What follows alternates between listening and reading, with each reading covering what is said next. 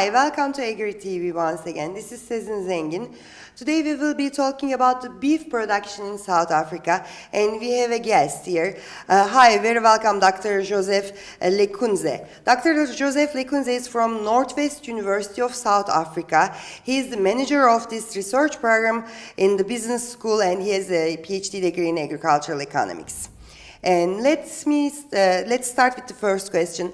Could you tell us about the structure of agriculture in Africa, and can you tell us about a little bit history of agriculture in Africa?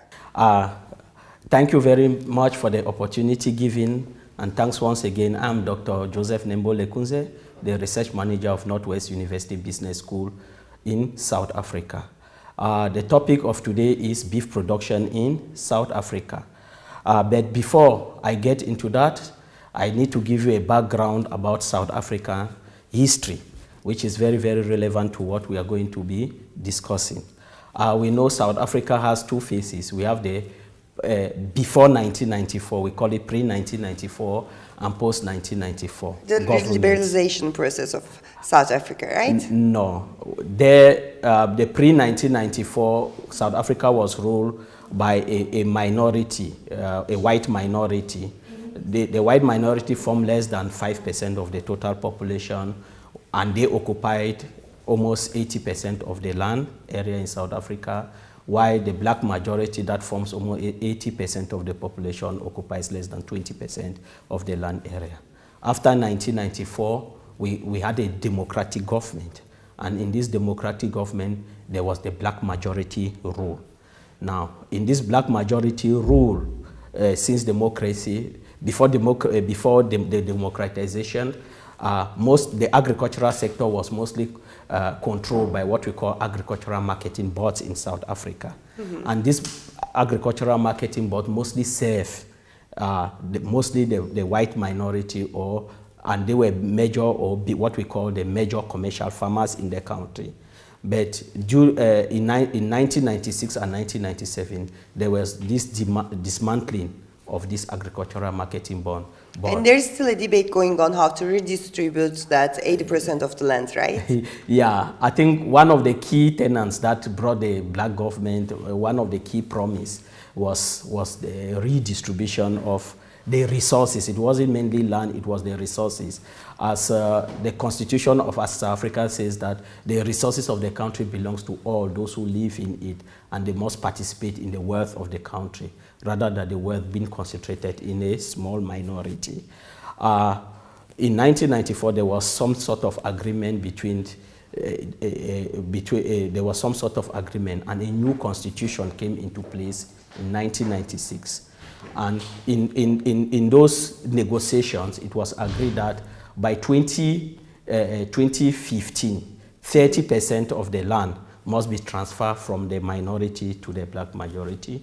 But till date, less than 15% of that land has been transferred. Okay. And it was supposed to be done through a program called Land Reform Program. All right. Also, there was restructuring of the universities as well, right? Yes, as I said, in the previous regime, the universities were also divided along racial lines. We have what we call the homeland universities, and we also have what we call the mainland universities, or those advantaged universities. But after 1994, there was some sort of merger between the homeland universities and some of the mainland university. And Northwest University, my institution, is one of such institutions which merge. Northwest University used to be called, had two main campuses. We have the University of Bophuthatswana, which was based in the Mafikeng, and we have the Potchefstroom Christian University. So these two universities now merged together after 1994 to form what we call today the Northwest University. And Northwest University is one of the, is one of the top ranking universities in Africa. 500, right? Yeah, it's the fifth. Okay. It's about the fifth or the sixth ranking university in Africa. In terms of student number, it has an estimated student population of more than 72,000. So it's one of, in terms of research output, the university is growing leaps and bounds. And it has 3 campuses. It has the Potchefstroom campus, it has the Val campus, and the Mafikeng campus. All right. And your department specifically works on, currently you are working on the beef production. Beef production, I'm an agricultural economics, and you know, my passion is in agriculture, but I currently work with a business school. The livestock. I work for the business school where we offer MBA, that is Masters in Business Administration, and PhD in Business Administration. But I am the research manager, so I manage the entire research process in that particular school of business. And are there any research going on about livestock production in your department currently? Currently, we have a Department of Agricultural Economics within the same university, from which one of my colleagues is from there. So we mostly collaborate. You mostly collaborate? Yeah, I mostly collaborate, and I mentor him on that aspect. And yeah, there are a lot of research that is going on in the different universities across the country when it comes to beef production. Okay, as I know of, you are a net importer of the beef production, beef, livestock. And let me ask you why, what is the current production numbers in your country, and why it's not self-sufficient yet? Okay, no, thank you for that question. Statistics from 2012 revealed that South Africa has about 13.8 million heads of beef cattle. About 80% of the cattle are basically for beef. Now you remember we have dairy cattle and we have beef cattle. So here we are talking specifically about beef cattle. So 80% of the 13.8 million heads of cattle are mainly for beef. But it cannot match with the demand of the beef. Yeah, currently South Africa is not self-sufficient when it comes to beef production. Consumption in South Africa exceeds it by studies in 2015 by the Department of Agriculture, Forestry and Fisheries, that is the national department, reveals that consumption of beef in South Africa exceeds the current. And from which countries you are importing? South Africa mainly import from BRICS countries, especially from Brazil. You know BRICS, there's this BRICS group of countries where you have China, you have South Africa, you have Brazil, you have India, and you have Russia. South Africa is one of the smallest players in that particular group of countries, but our main supply, the main source of imports mostly come from Brazil. Okay. Since there is a shortage of the beef in South Africa, let me ask you: is there a specific programs managed by government to promote the beef production, or provide any subsidies? Currently, as I said, there was the deregulation of the agricultural marketing board in 1997. Since the deregulation, government has not been providing subsidies because those boards used to provide subsidies to farmers. Now the market was left open, so the market was left open to compete with other partners internationally. But however, the government do provide subsidies for those disadvantaged farmers.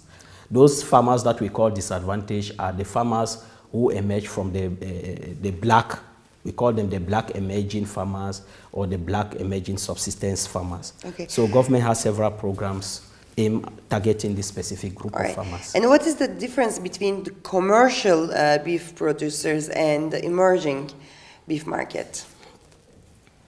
Now, when you talk about commercial beef farmers are farmers that produce beef mainly for the market. While subsistence or emerging farmers, they produce beef not only for the market, they produce beef cattle maybe for other purposes. It can be cultural, like, for example, marriage. We have this thing you call bride price, and the people pay in terms of number of cows or head of cattle for a lady and those things. So there are many reasons, and in African customs sometimes the number of head of cattle that a person owns indicates the wealth of that person. Yeah, indicates the wealth of that person and his status within the village or the community. So you have those type of differences. Okay, and let me ask you something. What sort of beef production system you are practicing? Yeah, yeah. Thank you very much for that particular question. The majority of beef cattle in South Africa are managed under what we call extensive conditions, and they utilize mostly natural pasture. Remember, South Africa is located in what you call the velds. These are very rich grassland. You have the velds of South Africa, you have the pampas of Argentina, you have the Morida Island of Australia, and you have the prairies of Canada. These are very, very rich grassland. So most of the beef production in South Africa is managed under extensive system of agriculture, not intensive system of agriculture. And the beef farmers, the commercial beef farmers, they mainly wean the animal. When we talk about weaning, if the cattle give birth, they wean the baby out, and then they send them into what we call the feedlot. A feedlot is just a small area where the cattle are fed with high nutritive food and all those things, and get them ready for the market. Okay, and what about the classification?